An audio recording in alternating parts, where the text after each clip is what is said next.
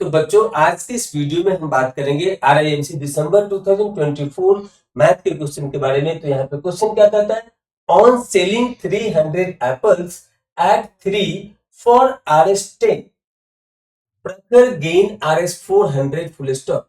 At what rate did he buy the apples? What was his gain percent? What was his gain percent? तो यहाँ पे आपको दो चीज निकालना है। क्या निकालना है? What rate did he buy the apples? और दूसरा कि इसका percentage what was his gain percent। ये दो पार्ट है इस क्वेश्चन में जो आपको निकालना है। तो अब इसे हम लोग शुरू करते हैं। तो कैसे, सबसे पहले इसको समझिए कि क्वेश्चन क्या कहता है, फिर उसके बाद आप इसके सॉल्यूशन पे जाइए और फिर इसका आंसर फाइंड आउट करिए। तो क्या कह रहा है कि 300 एप्पल 300 एप्पल बेच रहा है किस रेट में? तो 3 एप्पल 10 रुपए में 300 एप्पल बेच रहा है। तो यहाँ पे 3 का प्राइस दिया हुआ है 10। तो आपको यहाँ पे 1 का प्राइस आ जाएगा। तो यहाँ पर क्या लिखेंगे? इसको लिखेंगे हम लोग selling price is equal to what? This will become here as a 300 divide by 3। तो ये हो गया आपका 100 सेट्स हो गया। 3 का एक सेट है तो ये 100 सेट्स आपको मिल गया। तो एक सेट का मतलब कि 3 एप्पल का प्राइस है 10, तो यहाँ पे 100 सेट्स मिला एज लाइक ईच फॉर 3। तो यहाँ पे सेलिंग प्राइस इसका क्या हो जाएगा? तो सेलिंग प्राइस इसका हो जाएगा 1000। सेलिंग प्राइस हो जाएगा 1000 for which total selling price is 1000 for 300 apples. I hope you understand this. क्या है? तो 300 एप्पल है और 3 के सेट में बेच रहा है। तो कितना सेट मिल गया? तो 300 डिवाइड बाई 3, तो 100 सेट्स मिल गया। और ईच सेट मतलब 3 एप्पल का दाम 10 रुपए। तो यहाँ पे इस तरीके से आपको मिल गया 100 सेट का 1000 रुपीज। तो अब यहाँ पर क्या बोल रहा है कि अगर ये 1000 रुपीज में बेच रहा है पूरा 300 एप्पल, तो प्रखर को गेन हो रहा है 400 का। तो हम लोग जानते हैं कि selling price is equal to क्या होता है? तो selling price is equal to cost price plus profit या गेन, जो भी आप बोलिए यहाँ पर। तो ये हो गया प्रॉफिट। तो यहां पर सेलिंग प्राइस हो गया इसका, सेलिंग प्राइस है 1000 और कॉस्ट प्राइस हमें निकालना है, प्लस प्रॉफिट हो गया यहाँ पर, प्रॉफिट हो गया 400।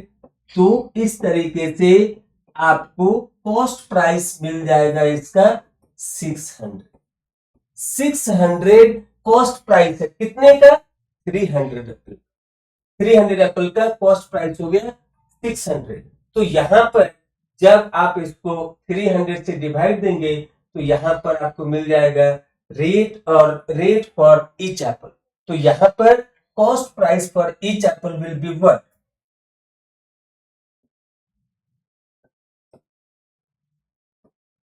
So cost price for each Apple,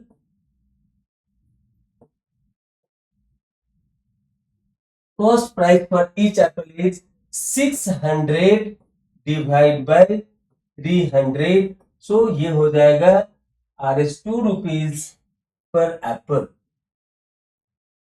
पर एप्पल बोलिए या ईच एप्पल बोलिए, दोनों सेम है। सो 2 रुपीज पर एप्पल मिल गया। तो at what rate did he by the Apple? तो कॉस्ट प्राइस क्या हो गया? तो यहाँ पे 2 रुपीज पर एप्पल हो गया इसका कॉस्ट प्राइस। अब पूछा है कि what was his gain percent. तो गेन परसेंट क्या हो जाएगा? तो गेन परसेंट हम लोग हमेशा प्रॉफिट पे निकालते हैं। तो यहाँ पे अगर हम गेन परसेंट की बात करें,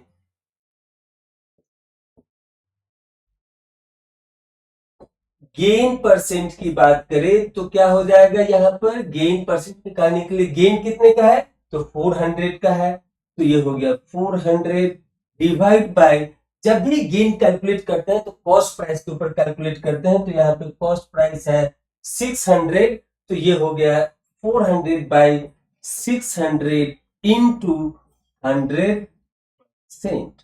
तो यहां से ये 2 जीरो इन 2 जीरो से कैंसिल हो गया और यहाँ पे ये हो गया 2 3 जा 6 और ये हो गया 200। तो यहां पर आ जाएगा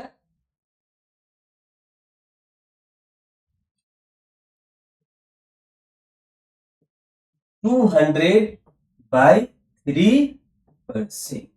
यहाँ पे गेन परसेंटेज हो गया 200/3%। तो आप ऐसे भी अगर आप आंसर छोड़ते हो तो भी कोई दिक्कत नहीं, तो आप मिक्स नंबर में आप इसे रिप्रेजेंट कर सकते हैं, या फिर ऐसे भी रख सकते हैं, या डेसिमल में भी दे सकते हैं। So the final answer for this one is the rate is 2 rupees per Apple. और दूसरा पार्ट है इस क्वेश्चन का आंसर 200/3%। आप चाहे तो मिक्स नंबर में रिप्रेजेंट कर सकते हैं, फ्रैक्शन में रिप्रेजेंट कर सकते हैं, या फिर ऐसे भी रिप्रेजेंट कर सकते हैं।